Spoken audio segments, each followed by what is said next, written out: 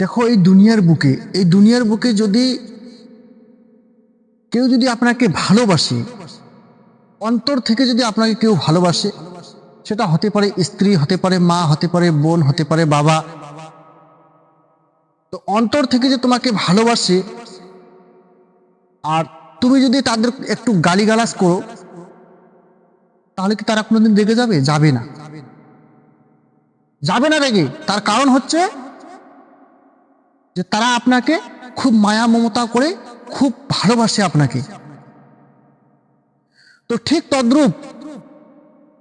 তদ্রূপ আল্লাহ পাক আমাদের দুনিয়ার এই যে আমরা মানুষরা রয়েছি, আমাদেরকে খুব ভালোবাসে আল্লাহ পাক।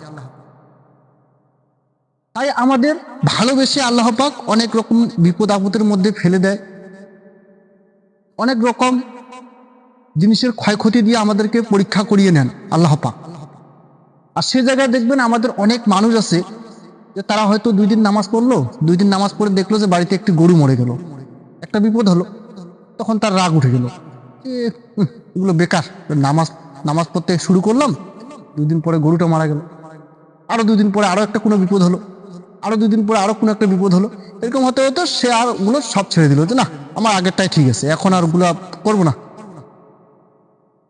তো এটা যদি আমরা বুঝতে পারি, যেমন যে দুনিয়ার বুকে কেউ যদি আপনাকে খুব ভালোবাসে আর আপনাকে যদি 2-4টা কথা বলে, আপনার কিন্তু কোনোদিন রাগ উঠবে না।